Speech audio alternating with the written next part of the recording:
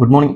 Global market നെഗറ്റീവായിട്ടാണ് ഇന്ന് trading ആരംഭിച്ചിട്ടുള്ളത്. ഡൗ ജോൺസ് 370 പോയിന്റ്, ഡൗ ജോൺസിൻ്റെ ഫ്യൂച്ചർ 370 പോയിന്റ് നെഗറ്റീവായിട്ടാണ് ട്രേഡ് ചെയ്യുന്നത്.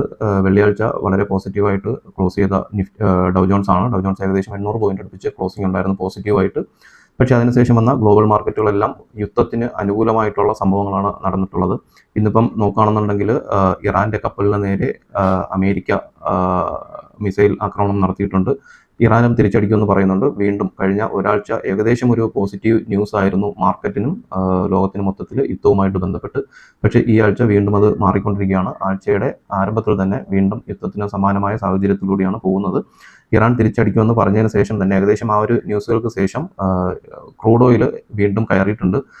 വെള്ളിയാഴ്ച വൈകിട്ടുള്ള വെടിനിർത്തൽ കരാർ രണ്ട് രാജ്യങ്ങളും അംഗീകരിച്ചതിന് ശേഷം ക്രൂഡ് ഓയിൽ ഇടിഞ്ഞതാണ്. ഏകദേശം 84-85 പോയിന്റ് ഡോളർ വരയ്ക്കും ഇടിഞ്ഞ ക്രൂഡ് ഓയിൽ വീണ്ടും ഇപ്പോൾ $90 അടുപ്പിച്ച് ട്രേഡ് ചെയ്യാണ്. അതുപോലെ തന്നെ ബ്രണ്ട് ക്രൂഡും $95 അടുപ്പിച്ച് ട്രേഡ് ചെയ്യുന്നു. ഗോൾഡ് ഏകദേശം 28 പോയിന്റ് നമ്മൾ ഇന്നലെ പ്രീ മാർക്കറ്റ് ചെയ്യുന്ന സമയത്ത് ഏകദേശം 40-50 പോയിന്റ് കയറിയതായിരുന്നു. പക്ഷേ ഇപ്പം ഗോൾഡും ഇടിഞ്ഞിട്ടുണ്ട്.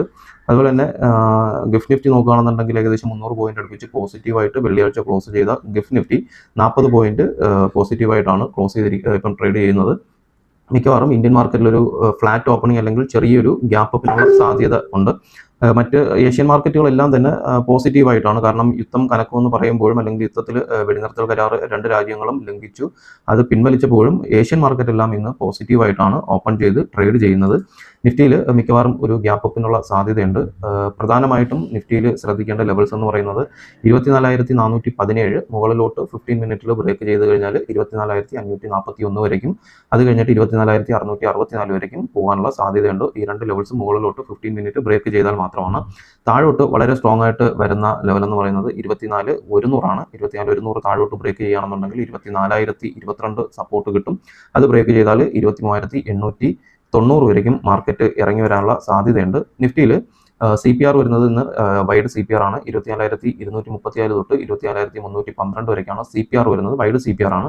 മാർക്കറ്റ് ക്ലോസ് ചെയ്തിരിക്കുന്നത് 24,366 ചിലപ്പം ഒരു ഗ്യാപ്പ് അപ്പ് കിട്ടിയാൽ ഏകദേശം മാർക്കറ്റ് CPR വരയ്ക്കും ആദ്യത്തെ 10 മിനിറ്റോ 15 മിനിറ്റോ കൊണ്ട് തന്നെ മാർക്കറ്റ് ഇറങ്ങി വരാൻ സാധ്യത വളരെ കൂടുതലാണ്. 24,436 24,453 ആ ഒരു ലെവലിന് അടുപ്പിച്ച് എവിടെയെങ്കിലും ഒരു ഓപ്പണിംഗ് കിട്ടുകയാണെന്നുണ്ടെങ്കിൽ അതിന് താഴെയോ അതിനടുത്തോ എവിടെയെങ്കിലും ഒരു ഓപ്പണിംഗ് കിട്ടുകയാണെന്നുണ്ടെങ്കിൽ മാർക്കറ്റ് താഴോട്ട് CPRലോട്ട് ഇമ്മീഡിയറ്റ്ലി ഇറങ്ങി വരാനുള്ള സാധ്യത വളരെ കൂടുതലാണ്. ഇന്നത്തെ വേൾഡ് ന്യൂസിൻ്റെ അടിസ്ഥാനത്തിൽ ഒരു സെൽ ഓൺ പ്രൈസ് സ്ട്രാറ്റജിക്കുള്ള സാധ്യതയുണ്ട്. എങ്കിലും കൃത്യമായിട്ട് ലെവൽസ് നോക്കി ട്രേഡ് ചെയ്യാം. താങ്ക്